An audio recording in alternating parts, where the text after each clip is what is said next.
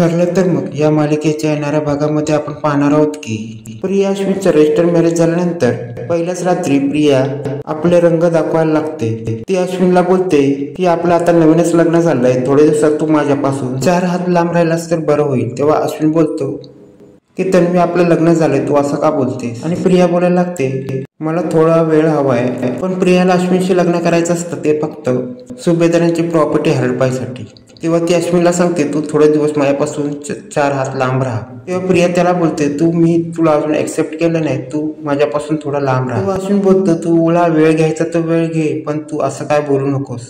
पण एकाच रात्री प्रियाचं रूप बदलल्यानंतर अश्विनला चांगला धक्का बसतो।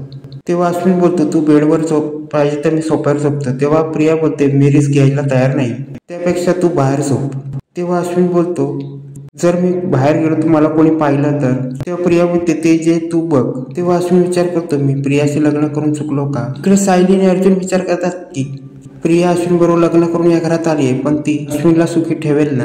आणि मला वाटत नाही प्रिया ही त्याच्यावर चांगला वागेल, कारण की प्रियाने प्रॉपर्टीसाठी लग्न केलंय। तेव्हा अर्जुन बोलतो अश्विनला चांगलीच अद्दल घडू दे, आम्ही त्याला समजावून सांगितलं पण तो ऐकला नाही।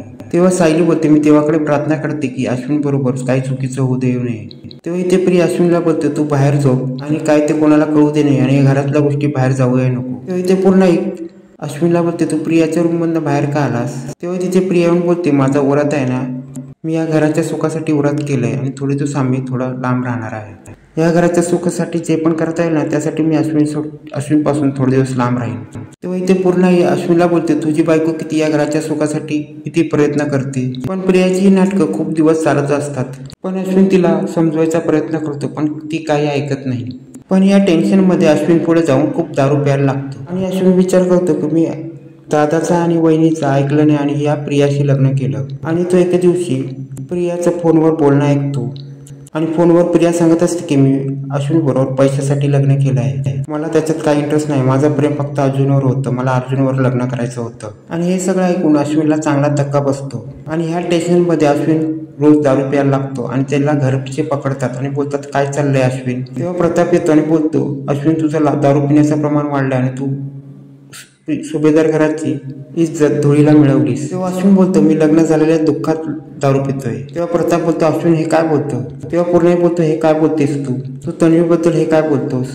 तू तन्वीवर अन्याय करतोस। तेव्हा अश्विन बोलतो मी तन्वीवर नाही, अन्याय माझ्यावर झाला आहे। तेव्हा पूर्ण बोलते काय बोलतोस? तेव्हा अश्विन बोलतो हे लग्न झाल्यापासून नरक सोसतोय मी। तेव्हा कल्पना बोलते हे काय बोलतेस तू, प्रियाशी लग्न करायची तुझी इच्छा होती ना? अश्विन बोलतो प्रियाने हे लग्न प्रेमासाठी नाही तिने पैशासाठी केलंय आणि मी हे सगळं फोनवरचं बोलणं ऐकलंय। आणि अश्विन बोलतो मी दादा वहिनीचं ऐकायला पाहिजे होतं, मी या प्रियावर लग्न करायला नको होतं। तेव्हा पूर्ण बोलते या सायलीने तुझ्या डोक्यात हे सगळं भरलंय। पण तेव्हा तिथे सायली येते आणि बोलते काय अश्विन भाऊजी काय झालं? तेव्हा अश्विन सांगायला लागतो प्रियाशी लग्न झाल्यापासून पहिल्याच रात्रीपासून मला बाहेर झोपायला लागतं। आणि अश्विन सांगायला लागतो मी तिचं फोनवर बोलणं ऐकलंय की ती माझ्यावर पैशासाठी लग्न केलंय आणि तिचं माझ्यावर प्रेम नाही, तिचं प्रेम फक्त अर्जुन बरोबर होतं आणि तिला अर्जुनवर लग्न करायचं होतं। अश्विन बोलतो तिला फक्त माझ्याशी लग्न करायचं होतं अर्जुनला आणि तुला धडा शिकवायसाठी आणि सुभेदारांची प्रॉपर्टी हडपायसाठी। तेव्हा सायली सांगते हे सगळं आम्हाला माहितच होतं आणि आम्ही म्हणून तुम्हाला तिच्याशी लग्न करू नका म्हणून सांगत होतो। पण हे अश्विनचं बोलणं हे सगळे बाहेर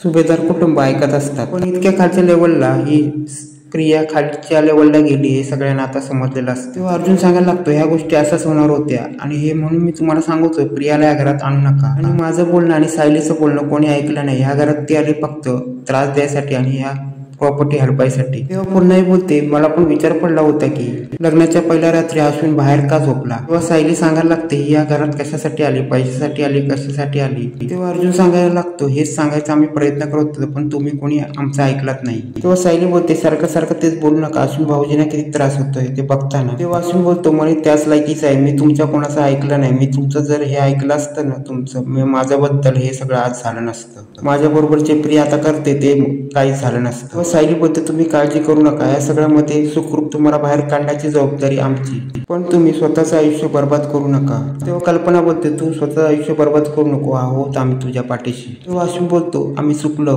आपल्याला दादा आणि वहिनीचं बोलणं ऐकायला होतं आणि ते जे दोघं बोलत होते ते आपल्या भल्यासाठीच बोलत होते। सायली बोलते तुम्ही आता काय काळजी करू नका, रविराजांच्या कानात हे सगळं घालू आणि प्रतिमा आता आपल्याच बाजूने आहे. आणि आता पुढे जाऊन अर्जुन आणि सायली अश्विनला कसा नाही देणार हे पुढे पाहणे रंजकच होणार आहे.